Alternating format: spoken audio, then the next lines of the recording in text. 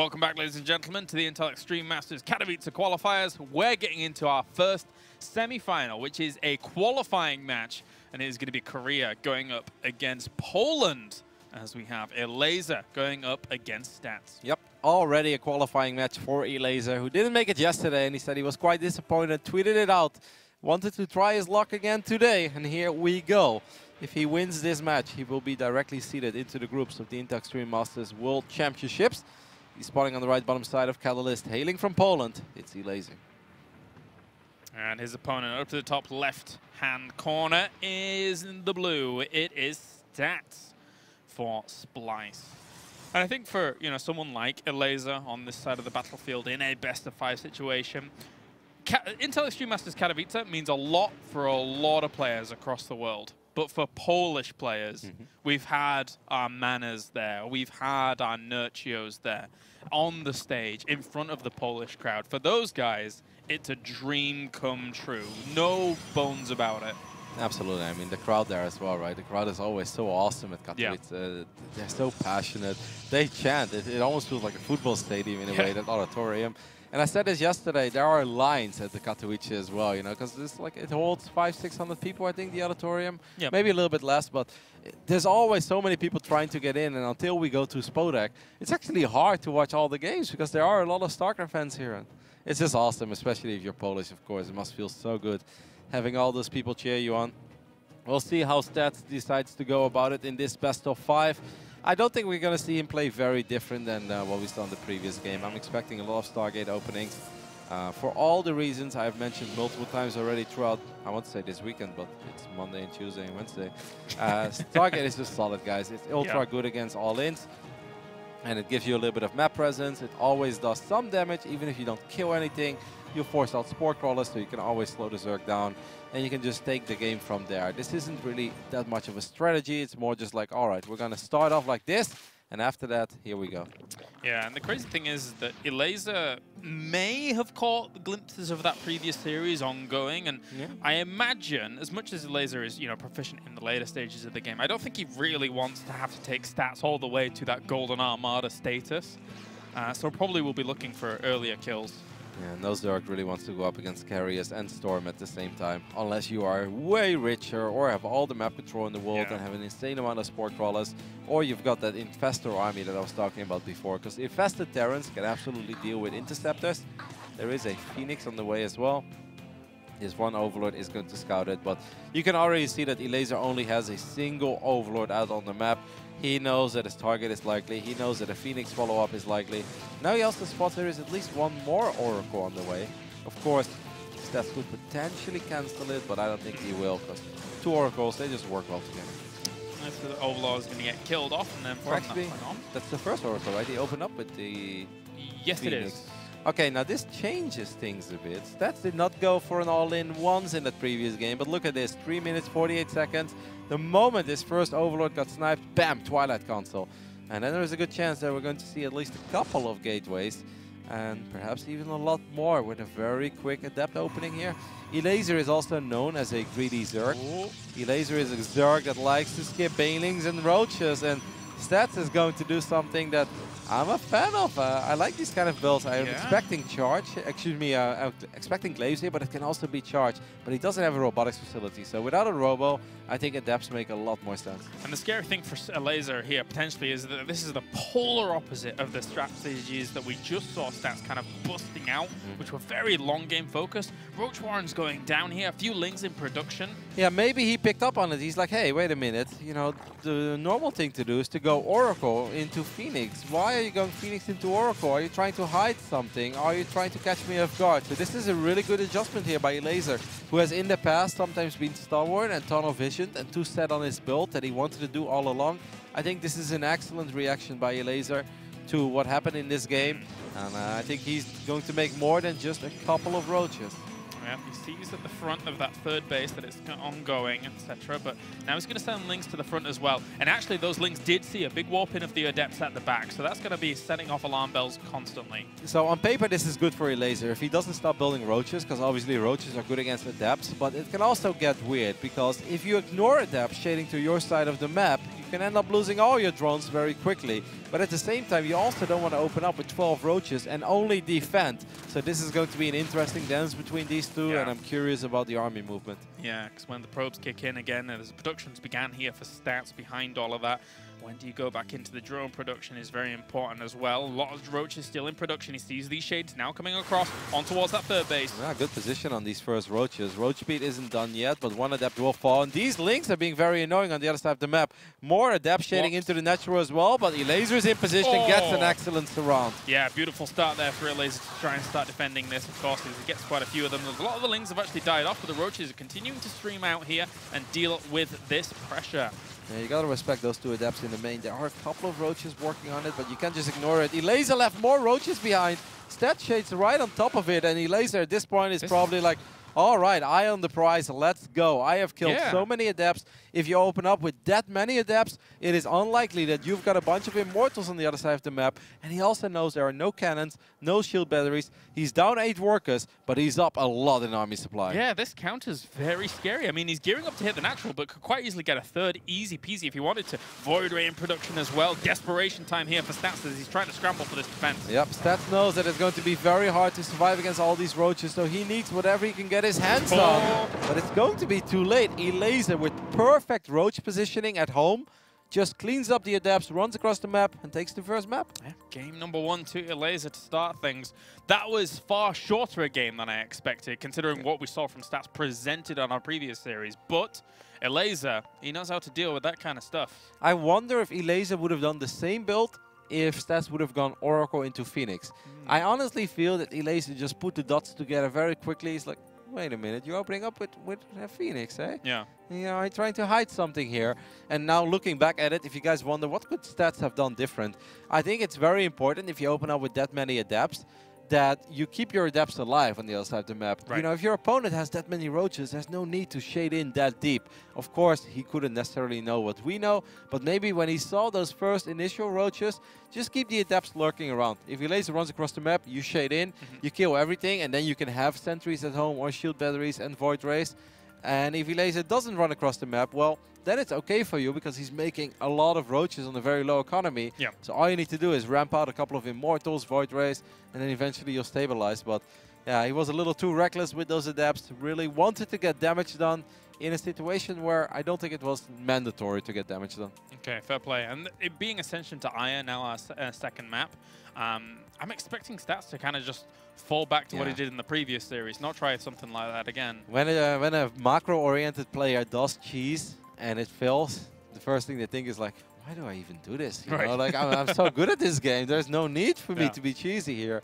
And Ascension to Aya, I want to say like it's not the greatest map for like Protoss cheese, but at the same time, if you can hide things well, any map is all right to catch a Zerg off guard, even if it is a slightly larger map.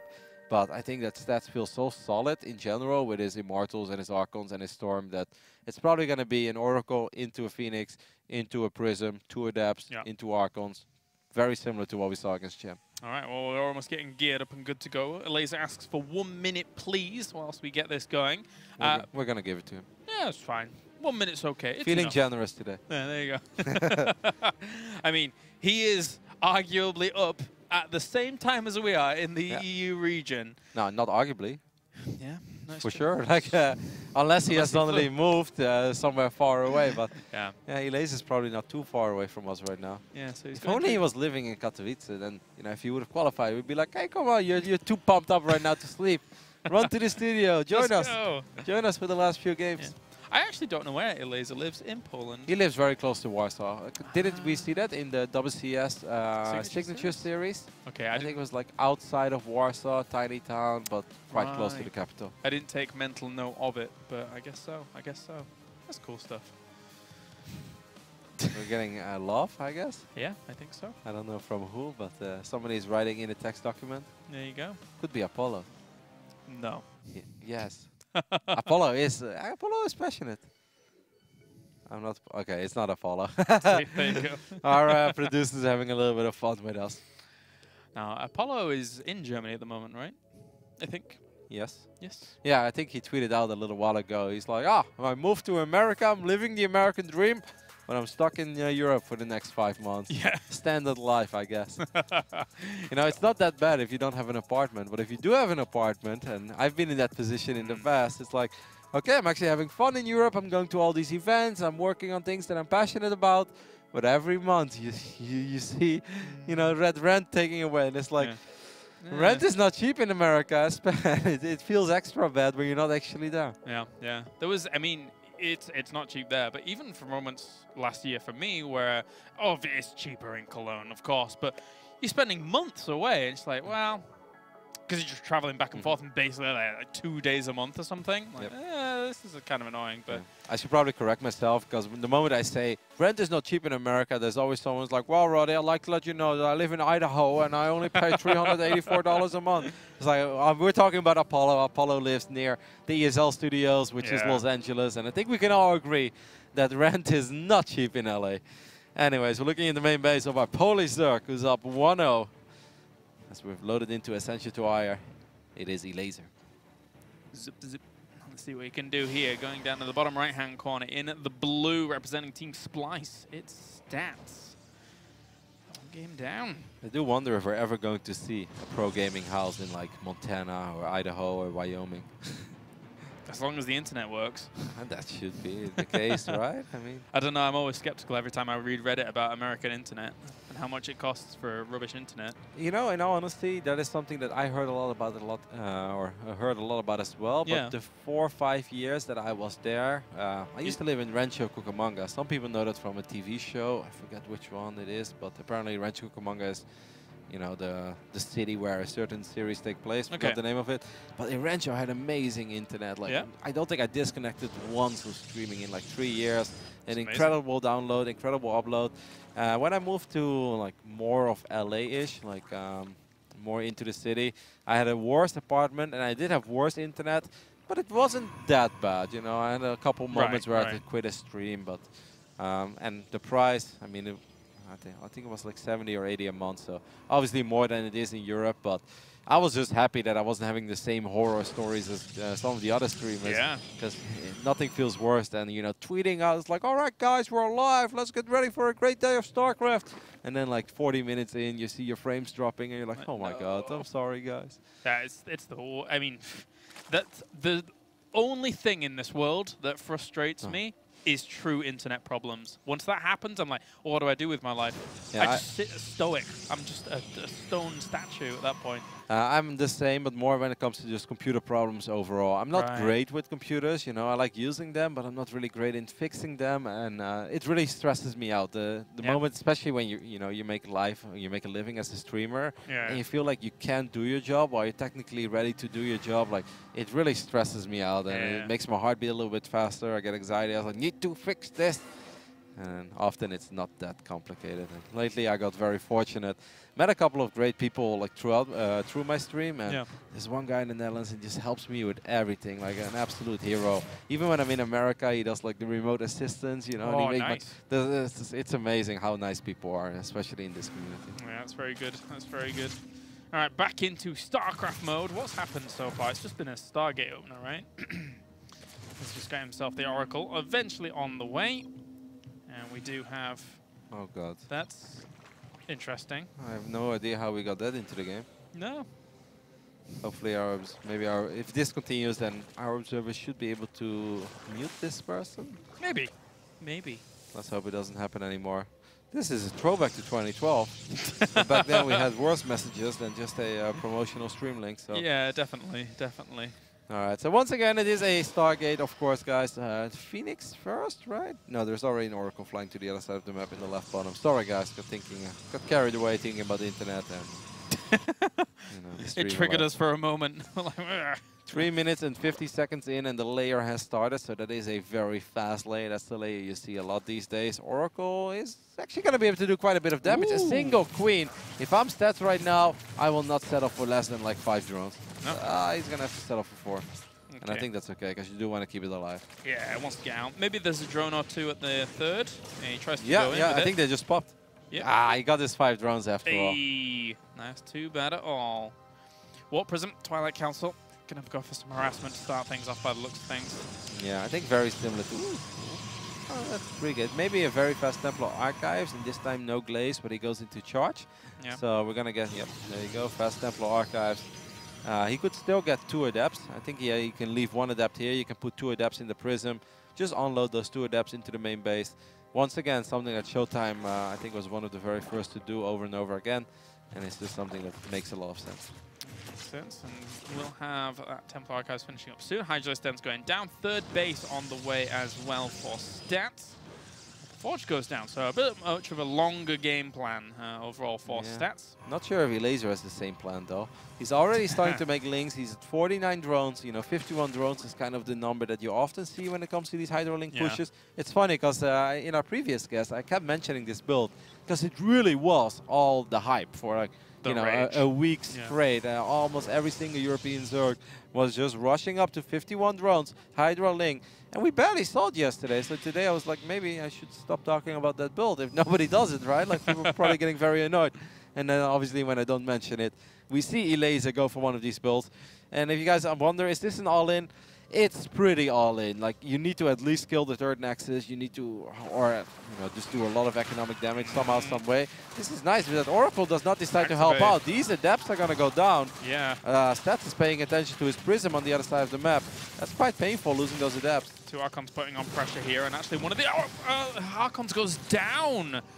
That's quite the investment there for the Hydras. And you need these Archons at home as well. I mean, Elazer is not going to stop building units. 7 more Hydras on the way. He's waiting for Hydra speed to kick in. Muscular Rockmans, actually. There you go. I think that Stats kind of knows at this point, because he's obviously no stranger to this build either. What do you do against it? Well, you can't rush out Storm, guys. It's just like it hits a little too soon for Storm, and at best you're going to have 1 or 2 Storms. So I think you're just going to have to rely on shield batteries, Immortals, charge slots. Archons are amazing. And maybe a force field or 2, if you can find it in you, but it's tricky. Stats did not go too crazy on the drone, on the probes though. So he is building this as quickly as possible, this army of him. Yeah, trying to delay as much as he possibly can in the middle of the map with that 1 Archon he still has available to him. Elazer is hitting at multiple angles though. Once again, Link's running by, getting a few more probes. Immortal gets sniped because it was exposed. The wall's vulnerable. Lings are going to try and buffer for these Zealots at the front, and the Hydralisk are going to do a lot of damage to them. This army was not together for Stats at the same time. If he shuts down the Robo facility as well, then he's sitting pretty. And he's going to be able to unpower the Forge before +1 kicks in. That's going to make it harder for these Zealots to be as good as they would like to be. That Archon gets sniped as well. The Oracle gets picked off. Few more units do come in. Stats is not down and out yet. Don't forget, he's still on 50 probes, but he needs power to that Robo and that gate. Yeah, he needs a few more workers, a few more moments here to get this going. And he's actually defended against the first wave. The other one's going to come eventually, though. And actually, I'm kind of surprised by how well that went for Stats, considering how disastrous it all started, right? It really felt like he had a very rough start, losing 1 Archon from the Prism. Then that Immortal was super exposed, so it got picked off immediately. Elazer is not giving up yet, though. At all, as they had 10 Hydralisks in production at any given time there. Another counter-attack into this mineral line. Picks everything! Oh, I love it. Yeah. I love it. Why on earth not? The other day, I saw a thread on Reddit, somebody saying, like, why don't we see a drop alert on every mineral line so Zerg players can just pick up 8 drones in that drop alert in case they get harassed? And obviously, it's, you know, a little complicated and quite expensive to get a bunch of drop alerts, but having that prism there, that's just saving the life of at least 4 or 5 probes, I'd say. Yeah, I mean, the 1 Archon that he lost before was just, and now only had 1 Archon, and then he needed everything for the defense, so he's not going to be harassing with it. I hope that Stats is reading this correctly, though, because Elazer has not made a single drone for the last 3 or 4 minutes. He wants to end this game. It's 3 Archons, it's a lot of Zealots, and if you don't have Banelings, where there's obviously no Baneling nest, Zealots are very good, but of course they can get kited a bit. But as long as these Archons get a couple hits off every now and then, it's all good for the Protoss. Stats should not chase too far, though. I mean, he's doing a great job so far, and he's actually crushing this army. But that would be the only way to lose it if you run out of Zealots. But he brings the Prism, wipes in 7 more Zealots, and I think he's done it. There you go, 1-1 Stats, able to tie up the series. Very, very strong defense from him. It looked a bit questionable when he was moving in towards that Robo facility, but able to vanquish it all. I think he figured this out very quickly, that this was happening, because there are some moments where Protoss players do rush up to like 60 probes, or 62 probes, or 64 probes. And he's like, all right, if it's Hydro Link, I know Zealots are going to be used for here. Archons are going to be very important. And even though he ended up losing an Immortal and an Archon before it truly started, those other units that were warped in the middle of the map, I think they cut off a few reinforcements and then they cleaned up the main push. And every second you survive, things get a little better for you as a Protoss. Yeah, so good stuff there for Stats, being able to deal with the tide of assault that was coming along from him, from Elazer, of course. And then from that now, Stats is probably going to feel a bit more comfortable with what the potential could be from Elazer on the other side. Yeah, I'm a tiny bit surprised that Elazer went for that build on that map. I think if you do it on a map like Odyssey, you know, where the rush distance is a lot smaller, or even Catalyst that we saw before, I think it makes sense. But on Ascension to Ire, I think from natural to natural, if I think of the maps that we're playing on today, it's probably the biggest map out there. Yeah. And even if, yeah, Hydras do get their upgrade, it still takes a long time for Hydras to make it from, you know, the left top side of the map to almost the right bottom, which is where the natural start. So a little bit surprised. I would have liked to see maybe Hydro Link Bane make a comeback there. Right. And the Elazer is a master with Hydro Link Bane. I miss the Elazer that was playing Hydro Link Bane for a while, where, of course, you know, the reason it fell out of fashion is because Protoss players got really good with SimCities, and Storm just crushes that composition. But Elazer was able to break down Protoss economy so well with non-stop run-bys, non-stop, you know, random bailing run-bys and bailing drops and link drops at the same time, that even if he went up against Storm and Immortals, you know, every single time Protoss would be at like 55 probes, back to 40, 55, back to 40. And while he's doing this with 78 drones on his side of the map, that's the style that I love from him. Yeah, very, very powerful. And Elazer's just kind of come on leaps and bounds over the past couple of years and really shown it. Every single, well, being able to qualify for the Global Finals each time now. That's what we're expecting of him again. We're expecting the potential for being a WCS champion in this year again. Yeah, maybe 1 out of 4 events. It depends how many Neep decides to win this year, right? How funny would it be if Neep just comes to Leipzig and he wins Leipzig? I mean, he comes in as one of the absolute top favorites again. I mean, Protoss in this current patch, I don't think there is a Terran in Leipzig that's going to be able to defeat Neep. I mean, unless everything goes right for you, Thermal or Special perhaps, but it's going to be hard. So it's going to come down to the Zergs to perhaps stop Neep. Or maybe in a PvP. DNS is quite hot at the moment. DNS is quite hot. We'll be seeing him at Pyeongchang. That's just going to be fun. I'm excited for that too. Yeah, I enjoyed watching his run through the qualifiers.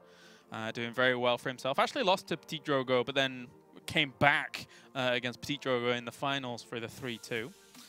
So just waiting to get things going here. We're just sorting out some of the lobby problems, 1 or 2, and then from that point on we can get into the game. Making sure that we don't face similar issues to what we had in the past. We had a couple of awkward moments and a few DreamHacks a while ago.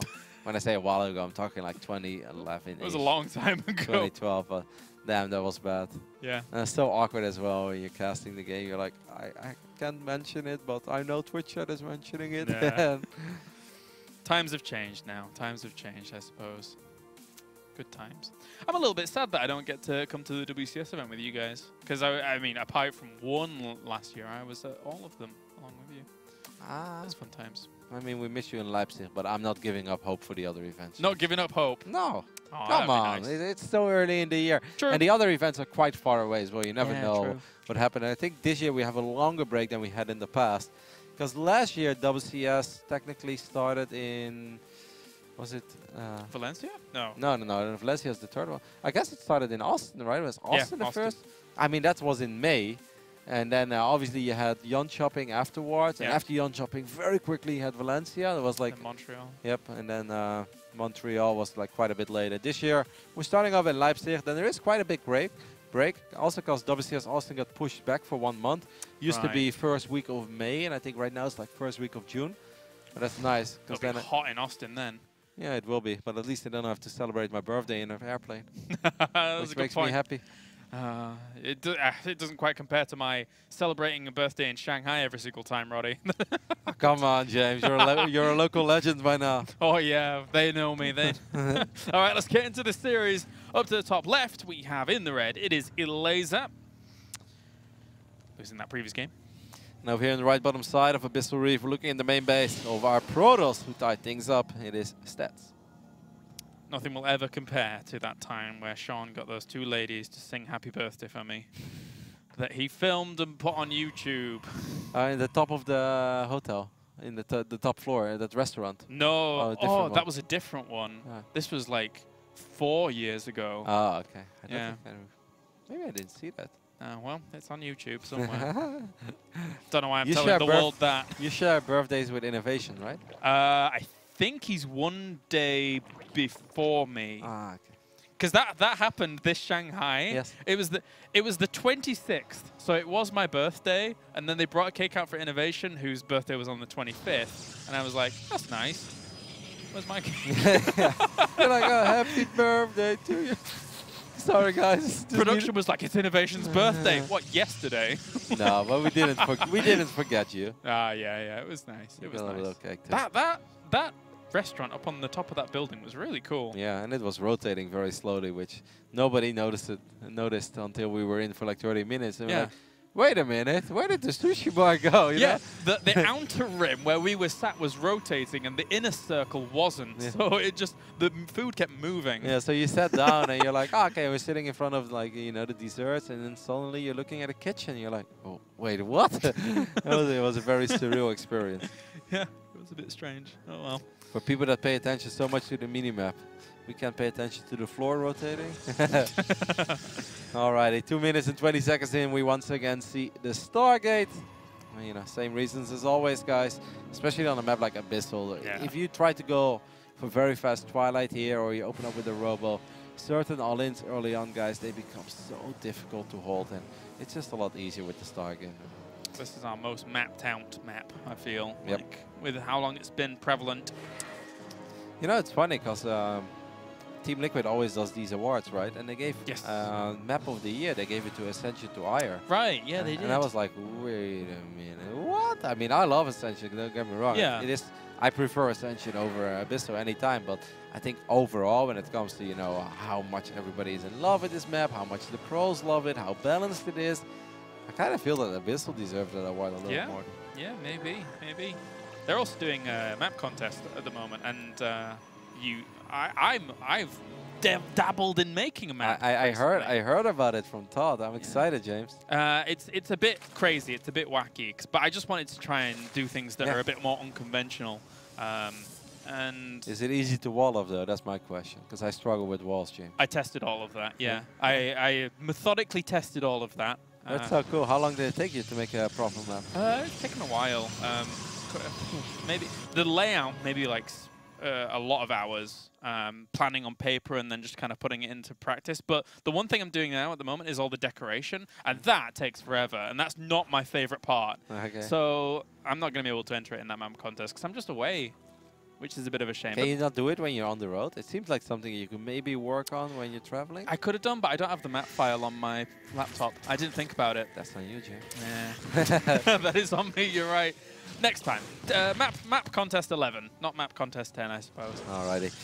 Couple gateways being wiped in as soon as that Phoenix took care of that Overlord. We saw that stasis. Okay, that is where is that? L'explosion de gate? I think that's a reasonable explosion. That's one more gate than we normally see.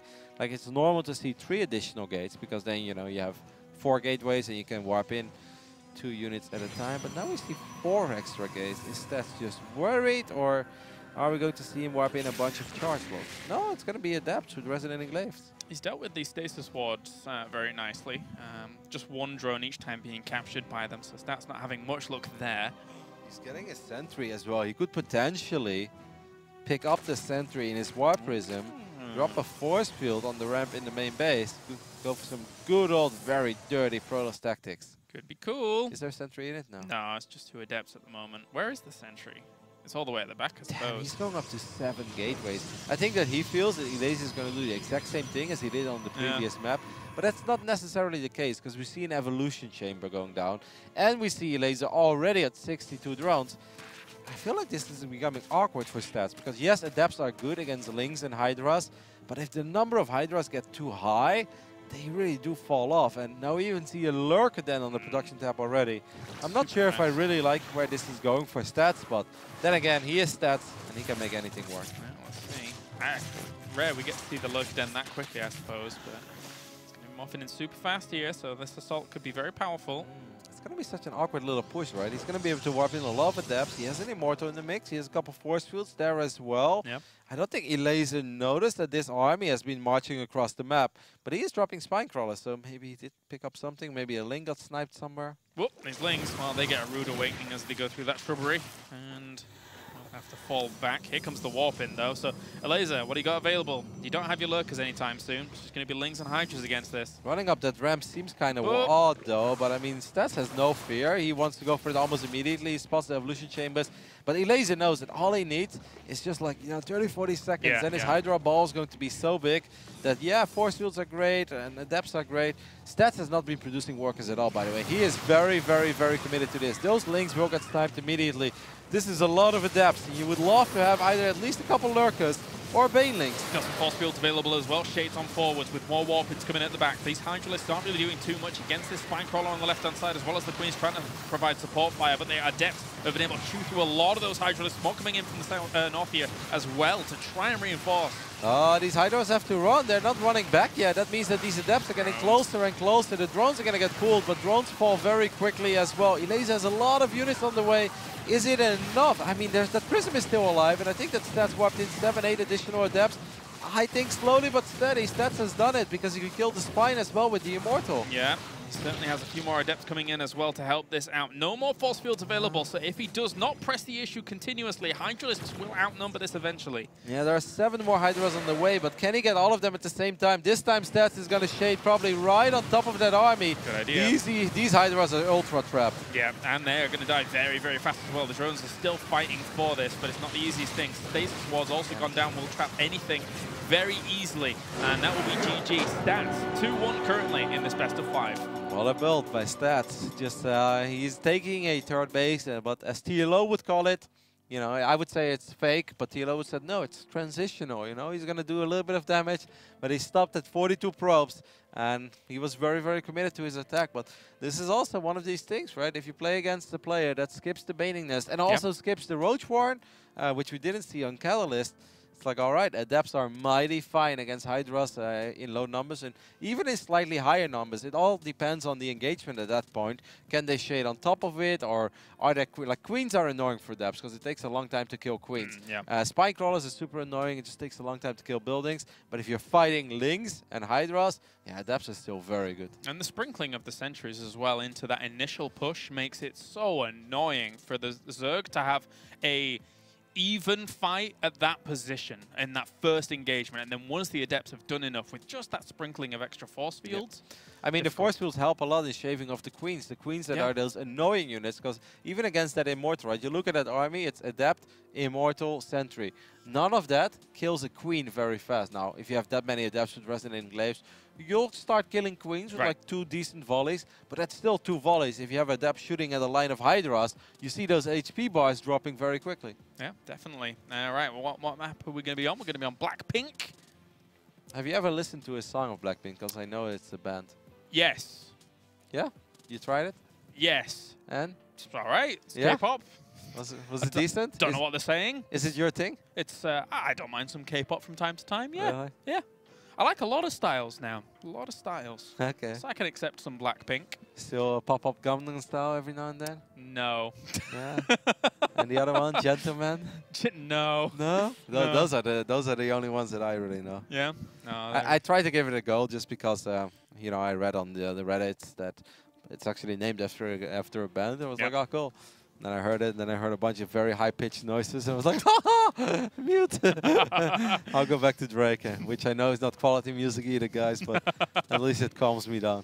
Yeah, wherever anybody likes, that's fine by me. That's the best way. Yeah. I mean, that's the beauty of it, right? It would be boring if we all enjoyed the same thing. Yeah, definitely. We'd all be playing Protoss. Hey. I mean, I love PvP, but if everybody played Protoss, I think I'd miss my TVZs as well. That'd be kind of crazy, I suppose. Yeah. All right, what's going on here? Seems like our lobby's almost ready. I'm not sure. Maybe one of the players? Both of them are... Actually, no, Stats is not in yet. So maybe Stats was taking a little break. Well, he's 1 game away from qualifying for the tournament that last year he came 2nd place in. Yep, had a great run. I mean, Stats had also a fantastic 2017. Just so many deep tournament runs. Yeah. Did he win a GSL? Yes. 2017? Yeah, he did. Yeah, he did. I think he beat Sue in the final. What a surprise. Not 100% sure.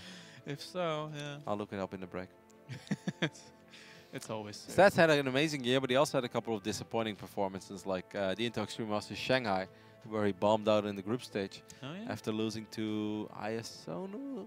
One of the Chinese Turks. ISONU had a phenomenal run. Yeah, he beat both GSL champs. He beat Stats and Gumio. I remember that. Yeah, that was crazy. And everyone was like, wait a minute, what? And we hadn't even seen him on the main stage, I don't think, at that point, or the main stream at least. So that was a revelation, to say the least. Yeah, it's always cool, especially because it was in China. He's a Chinese player, and in the past when sometimes people upset Koreans, they like either jet lagged. Well, Seoul to China, you're not going to be too jet lagged. Not too bad. Or they're out of shape, but it's like those guys were on the most two recent GSLs. That's ISONU, what a guy. I think for me, ISONU's always been a very strong player. No, kind of no bounce about that whatsoever. But when he was able to get that result in that group stage, I'm like, well, you can never contend this anymore. He is actually just top tier. You need to just win an international event if you want to top that one. Yeah, that was one hell of a group to make it out. Seems like we're good to go, guys, with Blackpink, which is going to be our 4th match of the first qualifying match. What are the players playing for? Direct seeding into the group stage at the Intel Extreme Masters World Championships at Katowice. How was it? That was pretty good. Katowice. Katowice. Apparently, guys have been saying it wrong for the last 6 years. Don't worry. But I say a lot of things wrong, and I get away with it. That's fine. That's fine. You'll never say it as bad as Apollo says it. So that's the feather in your cap. Katowice Vista. Katowice Vista. All right, let's go ahead and hop into Blackpink, guys, for game number 4. As I am curious to see if we're once again going to see something aggressive and cheeky out of this man. Spawning on the right top side, it is Stats. Just one game away. And up to down to the bottom left-hand corner in the red, it is Elazer from Poland. Our crew rooting for him, as you can see by the shaky cam. And, I mean, even if he gets knocked down to the lower bracket here, he's not out at all just yet. All right, steady on, fellas. Yeah, I have a story right now because I see this and I want to share a story. Sometimes something like not too significant happens in your life, but you'll never forget it. In 2013, when I was working at NASL, back then we didn't have dedicated observers, and it wasn't the standard at all at every event. Yeah, it and wasn't, I'm actually like quite critical about myself in a lot of things, but I always thought I was a very solid observer. And every now and then I made it to Reddit with a clip, beautiful zoom. People like, oh, what's the observer? And I was always like, yeah. When I did a show, I wasn't even thinking so much about my casting. I was like, damn, the observing was good today, wasn't it, guys? And actually, we didn't have dedicated observers for the seasonal championships either. The one in, I think it was Toronto. Okay. The one that Deer won, right? So yeah, it was like 2013. Oh, right, yeah. And I observed as well the games that I casted myself, and I thought I did a really good job. And then I spoke with somebody from Blizzard, and I was like, how was the observing? Was it good? Because they were surprised we didn't have a dedicated observer. Right. But to me, it wasn't that big of a deal. And then they said no, and I was like, what? Why? It's like, you're shaking the camera too much in the intro. But that was only like, the audience was clapping. Right. So just like to pump up the audience, I was shaking the camera a little bit. Yeah. But just purely because of that, my observing wasn't good. And I was like, oh, come on, that is something I can fix. Like, minor. Yeah, like that was just a stylistic thing. I mean, the rest of the game, but I just got caught up there. I was like, no. I was like, I was so sad. I'll never forget it. That was the coldest no I've ever received. You and I, Rotti, are the 2 casting observers that have probably done the most observing, I think. I did it for years, all the Go Force as well from the ESL studio. There was a time that I produced, casted, and observed everything by myself. I know that pain. Yeah. Back in the day, once you guys had left ESL, I came in and I did the same damn thing. Yeah, I did it for 7 months because we got bitter in the summer back then. And that's when I finally had a partner. That was nice. I'll always have some, like, those memories of you doing everything. Because it's not only, like, you casting, observing, and producing. It's that producing then goes to sound as well as graphics. No, and it got worse. It also, I had to set up my own games. I had to get invited to my own. No, it was awful, actually, now that I think about it. What 7 people do right now, I did all myself in 2010. And then obviously there's a lot of downtime. And I'm like, sorry guys, just trying to find a game. And then sometimes I had no game for 20 minutes and just had to talk, wasn't allowed to throw to breaks. I mean, man, the times were tough, guys. Times were tough. Back then, times have changed. And then these days, some people are like, damn, Roddy, you travel a lot, you work hard. And I was like, no, I used to work hard. These days, I live like a king. It's a walk in the park. People take such good care of me everywhere I go. There you go. Do you really think that I had a shuttle waiting for me at events in 2010, James? I had to find my own way. I always got robbed, you know, in taxis in China. Yeah. It's like, I got into a taxi to the right hotel, right? And then I suddenly had to pay 300 RMB more than what was advised. That sounds like one of my stories. Yeah. Well, try to talk your way out of it in the middle of China. Yeah. I couldn't. No, things have improved a lot, that's for sure. So once again, we have an Oracle flying to the other side of the map. We've got a robotics facility being wiped in. Both gases being taken as well by stats in the natural. All right, here comes the opposite Oracle even. What's it going to get done?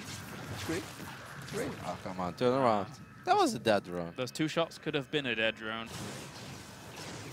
Once again, there's the Phoenix follow-up. This time I am expecting a more macro-oriented Stats, though. I think Stats knows that he was a little cheeky in that previous game. So he's probably just going to play it safe and steady the way that he wants to do it. Obviously, we're going to see Warp Prisms. This is always nice when one of those drones pop and the Queen's out of position. Gets the Larva as well there. I mean, pretty successful Oracle. Aside from, you know, my anticipated stats coming into the series of him just going for kind of a more macro sense after the previous series, I think it's been great that he's really mixed it up. He's completely, as much as Elazer has kind of anticipated a lot of these moves, he has still been able to break through in very Elazer seems like he's going back a little bit to what he did on Catalyst. He's making 8 roaches, and I have the feeling this is a little bit more than just a few safety roaches against potential adapts. I also don't think he necessarily expects resonating Elazer again. Yeah, okay, Elazer is going to be very aggressive. Does he have a layer? No, right? There's no layer? No. Oh, hatch. This is an odd hatchery-timed attack, right? Because it's of a pretty strong economy for a hatchery type of attack. He's on 43 drones, but he's going to rally a lot of roaches across the map. The only downside is that they're not going to be good against Immortals because they don't have roach speed. There's a lot of extra gates on the way as well for Stats. Stats doesn't know yet, though, and that's a very big problem. Stats needs to pick this up. Oh my god, look at that pylon. Yeah, that's kind of scary. If that pylon falls, I mean, he could morph roaches into Ravages as well. One Ravager already being morphed. Lynx as a follow-up here for Elazer. I think that Stats is in a lot of trouble, guys. He has no idea that this is coming. Even the Queens are marching in. Yeah, Queens as well here for Elazer. It's a good old Elazer special at the moment as the Archon attack is coming in, but this is not where these Archons really want to be right now. That pylon, keep your eye on that pylon. If Elazer spots that pylon, he corrosive balls it immediately and doesn't get it yet, but he's going to get real soon. Another single Immortal is out. Oh, and it falls. That Immortal, yeah, nowhere near completion. The Oracle actually goes down as well, thanks to the Queens here, available and ready to go. Going to take down the Phoenix too. Not many units being produced at the moment. There's a few more gateways powered up in other locations, but this is a big force. Yep. GG. Just like that. Why make things complicated, guys? With Hydralisk dens and lurkers and everything. If you could just make roaches and lynx. And I think these hatchery type of attacks are still scary, guys. I think they're strong. There are a lot of different variations as well, right? There is the one that's super fast of like 20, 21 drones, which is ultra all-in. Then sometimes they do it of like 31 drones. Elazer did it of 43. It felt odd, but yeah, it still hits like a truck. A full 5 mapper for our first qualification match here between these two. So unfortunately for one of these players, they're going to have to go down to the lower bracket and fight it out. But it's going to be a very long night if you. I mean, if you lose this match right now, you have to wait for the other semifinal, of course, and then the lower bracket to all the way catch up.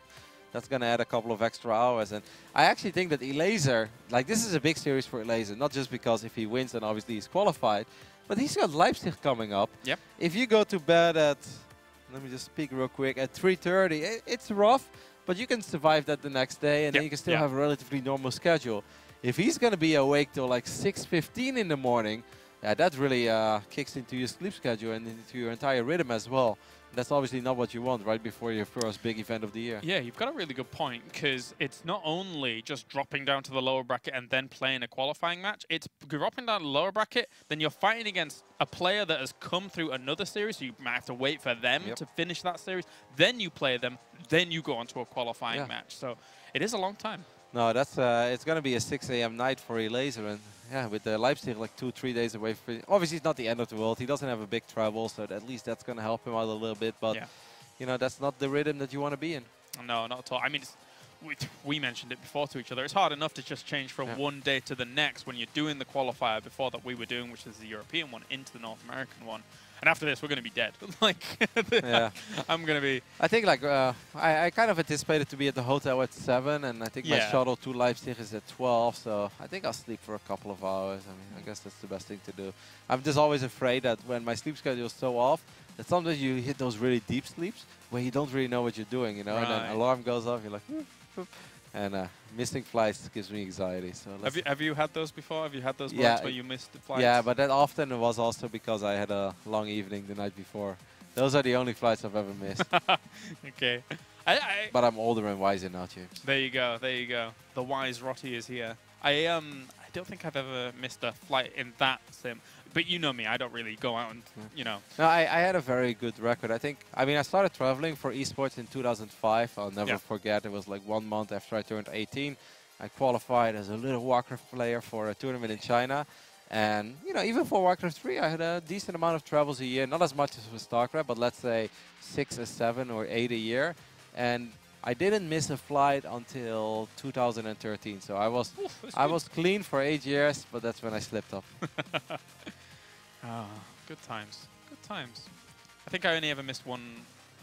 I've only ever missed one flight, and then I opted to not go on one flight this year. I got to the airport, and I was just nothing was going right that day, and I was supposed to go to America for 1 day and then come back, and I was like, nah. I got my tickets. Have I not told you this story? That is really weird. So you had the ticket and you went to the airport? No, I had my ticket in hand. I go to the cash counter. I check in, everything like that. I have my tickets in my hand. This guy. My mind imploded at that point. Going to America for 1 day, I didn't have seat reservations. It was on KLM, so I was like, I had to go to the actual desk where you're about to get on your flight. This sounds like a really tough life, by the way, Jay. Like, you're getting judged, by the way, but go on. That's fine. Whatever. It would be going to America for 1 day. And I think I had a panic attack in this moment and was just like, no, I'm not going through security. No, because I don't want to get to the other side and find out that I've got a middle seat to America for 1 day. Like, this was actually my problem at this moment in time. So I went back to the desk to say KLM in case, instead of them, you know, instead of just walking out of the airport and them like saying, where's James Carroll, come to the desk, I went, here's the tickets, I'm not getting on the flight. They must have been confused. They were a little confused, but it saved a lot of my sanity. I'm actually, looking back on it, I'm glad I did it, but it was a bit weird. Were you in trouble that you missed a day? I mean, I assume that it was important. No, they understood, so that was nice. Okay. Because I've never had that moment where I'm just like, I can't get on this flight. We've done a lot of flights, and there's never happened to me before. As we're getting ready, guys, we're not talking about our flights and personal lives just to keep you guys waiting. We're obviously just buying time because the game, the players need a little bit of a moment. Big series, or big game actually coming up for them as, you know, we're going to... Oh my God, we just got an update, by the way, guys, that Elazer has a 9 a.m. flight. So it's very important Elazer wins this one. Otherwise, it's A, no sleep for sure. And B, things can get kind of tough. I mean, I don't know how far away he lives from the airport. I don't think too far. So as long as he's done by 7, which he should make. Anyways, let's get ready for game number 5. The deciders match of our first qualifying series. Who's going to make it directly into the group stage of the Intel Extreme Masters World Championships? Will it be this man representing Splice? It is Stats. And a man down to the south in the blue who is going to be putting a lot into this game if he wants to have a more easy night, I think. It is in the blue, Elazer. And that's the real grind, you know, playing all night right before you have to get on your flight to Leipzig. Of course, short travel. For the people who don't know European geography, Warsaw to Leipzig. If he has a direct flight, which I don't know if he will have, but then it's going to be like an hour and a half. And there is maybe a chance he has to go to Frankfurt or something. Yeah, Frankfurt or Munich, I think, for that kind of connection. Munich seems further away now. Isn't it? Oh, yeah, it's north. Yeah, you're right. Anyway, good point. You know, just to finish up our stories, even though we keep a close eye, guys, on these build orders, as of course they're important. I had a not really similar moment to you, but do you remember, were you with us at Tour? Which one?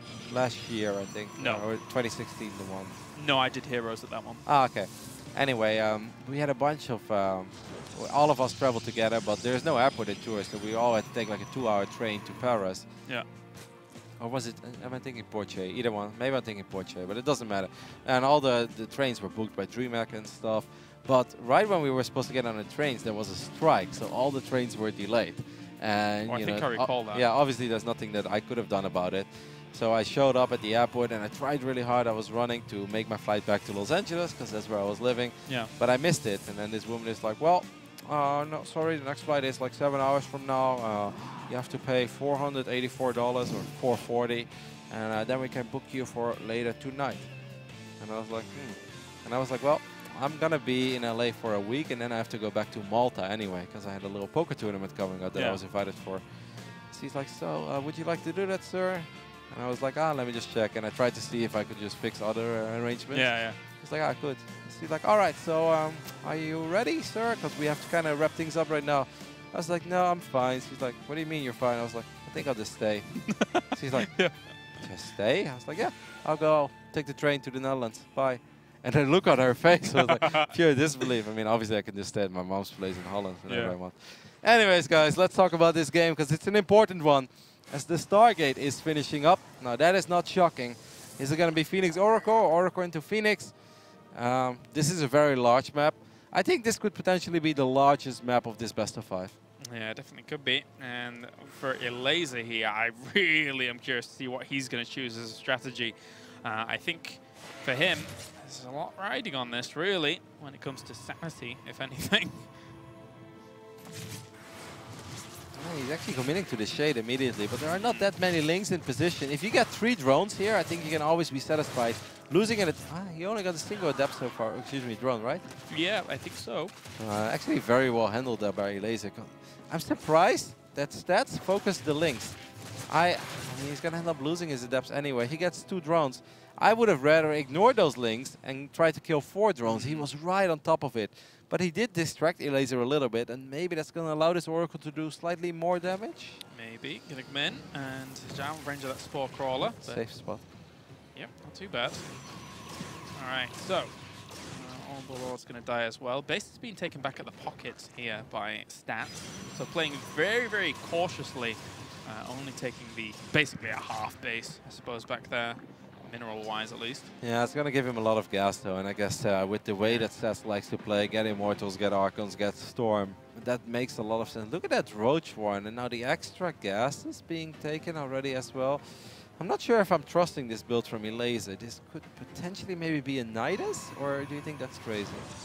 Nidus? I mean, maybe the Roach one is too late for a Nidus, but... Not a huge amount of, well, I mean, he's making more drones now, and they're probably committing those to the 3rd, and then from there... He had a very fast layer. Maybe it's just a safety Roach one, because he doesn't want to get all in. There we do have an Overseer quite early as well. So obviously Overseers are a lot faster than Overlord. So Nidus, there you go. Okay. Roddy, damn. Roddy, damn. I like it. There you go. This should be my new nick. If I can go back in the hands of time. Why call myself Rotterdam when I can call myself Roddy Damn? There you go. Yeah. So Robo Bay, Colossus is not... Oh my god, I think this is bad for Stats. I think this is great news for Elazer. I mean, there is no Immortal, right? Did I miss it, or is he there? Skipped to Colossus. Oh my god, that is bad. Even if the Colossus is out, I mean, what is one Colossus really going to do? The Phoenix does find the Overseer, though, and can Stats put 2 and 2 together? Does he have enough to kill this Nidus before it's really unlocked? He's going to get Sentries, he warps in Stalkers. I think he's kind of feeling it, yeah. He's feeling it, but does he have enough to do really something about it? On the low ground here in front of those 2 Stalkers as well as the Sentry, so already completely witnessing it. The floodgates are open, Lynx is screaming in as well. Wait a minute! They're actually going to get onto the Sentry Stalker to start things off here. This has actually caused so much panic at the same time here. He's trying to focus down this Nidus bomb, but it's not working. Transfuses go down on it. Pros have been pulled off a line as well. Roaches are out. He's trying to save the Colossus with the Wall Prism. Very good micro. But if that Immortal, I mean, if that Colossus was an Immortal, this would all be a lot more useful. It just takes forever for a Colossus to kill Stalkers. Excuse me, Roaches. These Stalkers do get warped in, but the Roaches are right on top of it. And Elazer has done it. He saves himself from having to play through the lower bracket and qualifies for Katowice. Unbelievable. What a way. Saves his night as well. Is able to still sleep a tiny bit before getting on that plane tonight. If he can sleep, he must be full of adrenaline right now. Yeah. That worked out really well for Elazer. Stats rushing up to Colossus, maybe being worried about another Hydra Link type of build, or maybe even Hydra Link Bane later on. Skipping the Immortal, and that was that one game where, you know, if you have an Immortal there and you get a bunch of shield batteries, you know, it's a completely different ballgame. And an Immortal can, of course, gun down a Nidus as well, because it does a lot of damage. But a Colossus against Roaches, especially a Colossus without really any attack upgrades, it's kind of a sad Colossus. It shoots a bunch of lasers, but it doesn't really do anything. Yeah, and it got focused down pretty quickly as well, to the point where you're picking it up in a Warp Prism, can't really do too much there at that point. Let's check in with the bracket to confirm what has just happened. Elazer is our first member to qualify through onto the Intel Extreme Masters Katowice from such a stacked lineup, by the way. Couldn't do it on the European server with no ping, decided to play on the American server, and he made his way through Probe in the first round, Lucira in the second round, and takes care of Stats in a best of 5 as well. All of these games, of course, played on the American server. Damn. Good showing by Elazer. Very well done. Our next matchup is going to be Maru going up against Gumiho in a best of 5. If we have a lower bracket update as well, we can give you that, as Sue versus Scarlet is going to be a match down there. All right. Deer versus... Damn, Deer beats Zest. Yeah. Either True or TY, which is currently ongoing. And then obviously Stats waits the winner of that. So we have maybe 3 more series to come today. It will probably be the best of 5 that we have now, and then one from Stats' column there that we see, and then a qualifying match later on. Yeah, that sounds about right. So we got TVT coming up next. Some good old GSL TVT. Yeah. Maru versus Gumiho. And it's funny, right? Because if you ask me, who's better, Maru or Gumiho? The fanboy me always says Maru immediately. But Gumiho actually very often has Maru's number, especially, I want to say especially in TVT, but obviously they will only play TVT. Yeah. But I especially think when it comes to TVT overall, I think Gumi feels a little more comfortable than Maru. Exactly, that's exactly what you mean, right? The fact that Gumiho is so good in that TVT matchup. So we're going to go to a short break, ladies and gentlemen, and when we return, more action here from the Intel Extreme Masters qualifiers.